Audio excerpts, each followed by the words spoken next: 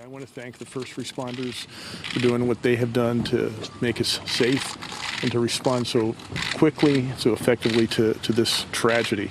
And I want to turn it over to Wendell. Wendell HISSRICH, the City of Pittsburgh Public Safety Director. As the mayor mentioned, we've had a tragedy here today.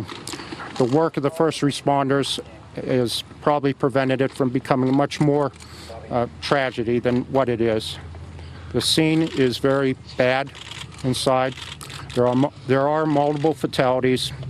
There are at least 6 injuries, to include 4 police officers. The police officers' injuries at this time are non-life-threatening. The other individuals are critical and serious in nature.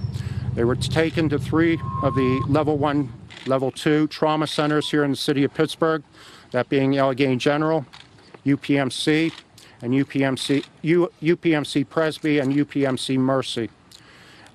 At this time, I'd like to say that we have established a phone number with the assistance of the FBI for any questions from victims' families. That number is 412-432-4400. Once again, it's 412-432-4400. A Victims Assistance and Reunification Center has been set up at Chatham College on Chatham campus at Berry Hall at 106 Berry Street. We will have grief counselors there as well as the Red Cross. Please allow about a half hour for the final plans on establishment of that center. However, there are individuals working to have it up and running as soon as possible. A further brief press conference will be held at the County Emergency Operations Center at 4 p.m. this afternoon, of which the elected officials and first responders will give you, as well as the FBI, will give you an update. At this time, this is being considered a federal violation, and the primary investigative agency will be the Federal Bureau of Investigation. I would like to personally thank the many first responders that had responded to this incident today, to include the Pittsburgh Bureau of Fire, Pittsburgh Bureau of Police, the EMS, Allegheny County Police, and FBI, ATF, and numerous others that I can't even count how many first responders are here that are providing assistance.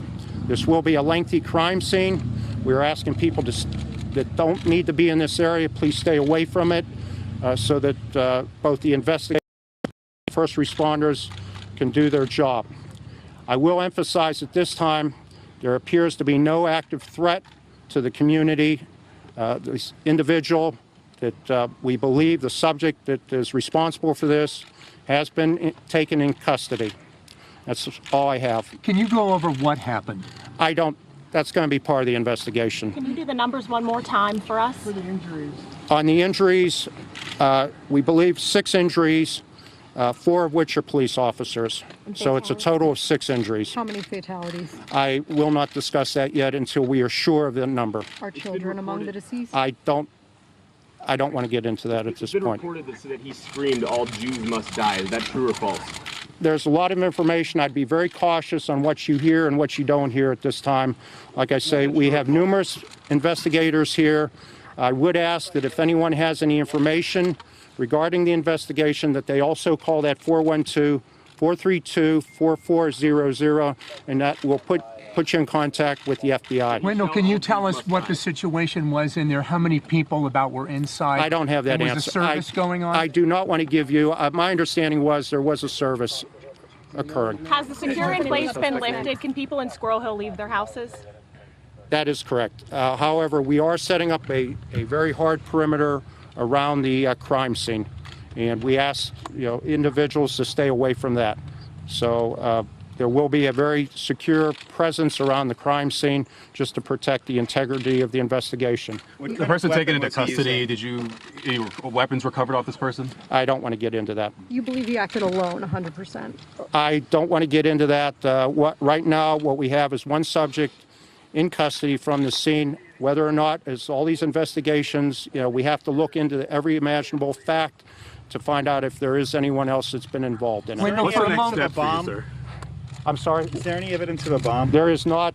Explosive ordnance disposal teams went through the scene, and there is no evidence of any IEDs or any further threat. Wendell, What's for the a next moment step there, for us, sir? you sounded very emotional. A hand was placed on your shoulder. Tell me how you feel right now. It's a very horrific crime scene.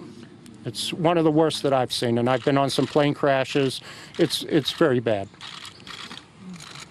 All right, so What's his identity? The shooter? I do not want to get into that.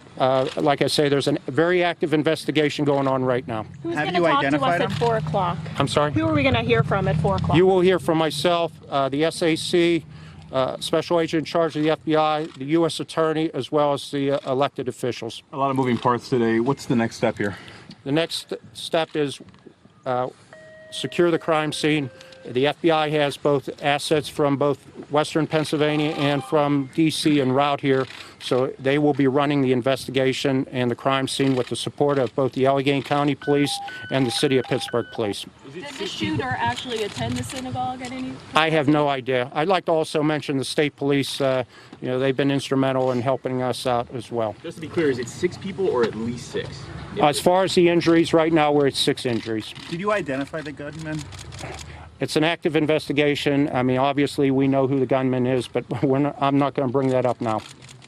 Why are the feds conducting the investigation? As I mentioned before, this falls under a hate crime, being it's a Jewish synagogue, so it will be basically a federal investigation with the assistance of the locals, county, and state police. Is the shooter among those injured?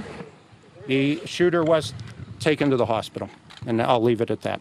Thank you, folks. Thank you very much. Officials describing a horrific scene this morning at a synagogue. At least 8 people were killed, at least 6 people injured, including 4 police officers. The suspect has been identified. I want to go to Pete Williams, our justice correspondent, with the very latest. Pete. So not publicly identified, Jose, but we have heard from several law enforcement sources that the man that they've got in custody that was apparently wounded when he was arrested is a 46-year-old Pittsburgh man named Rob Bowers. Now, he has an extensive social media profile. We were told by witnesses at the scene, although the public safety director there shed some doubt on it, we were told by some law enforcement people and also some witnesses who had been at the scene of the synagogue that when he was taken into custody, he was shouting anti-Semitic comments, and his social media postings also expressed this over a long period of time, including one from early today, a couple of hours before the shooting, where he talks about a Jewish refugee organization called HISSRICH that he opposes and says they were bringing in people that would be bad for the country. I should point out, just because of the climate that we're in, that his social media comments seem to be anti just about everything. He also is critical of President Trump in his social media, saying the president is not a nationalist but a globalist, and that there will be no making the country great again as long as there is, and then he makes a very offensive anti-Semitic slur. So his comments seem to be hateful and directed in a lot of different ways, Jose. And Pete, he apparently, officials are saying, entered the synagogue this morning with at least 2 different weapons, a long gun, a semi-automatic rifle, and a handgun. Right. They say that he was carrying at least 2 firearms, one the AR-15 style semi-automatic rifle, which would account for his ability to fire a lot of shots. Some of the witnesses have said they heard what sounded to them like automatic weapons fire. Of course, those rifles can be fired very quickly. And also a handgun, maybe a long time knowing who was shot by what.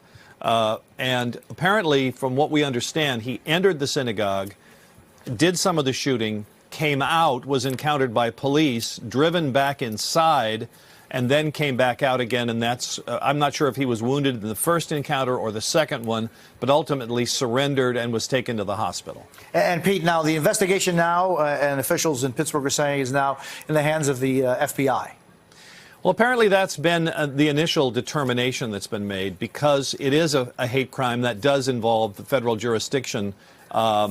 But, you know, how it's going to be prosecuted, whether it's going to be a local prosecution or a federal one, is to be determined. It could go either way, frankly, I think. And for all intents and purposes, the Pittsburgh police and the FBI and ATF and state police will all be working this investigation jointly. Pete Williams, thank you very much. 6 injured, including 4 police officers. At least 8 people have lost their lives in this horrific scene, as that was described by officials in Pittsburgh. President Trump has reacted, describing what he called a terrible thing that's going on with hate in America. And we will, of course, have much more coverage on MSNBC as well as NBCnews.com. And, of course, the very latest tonight on NBC Nightly News.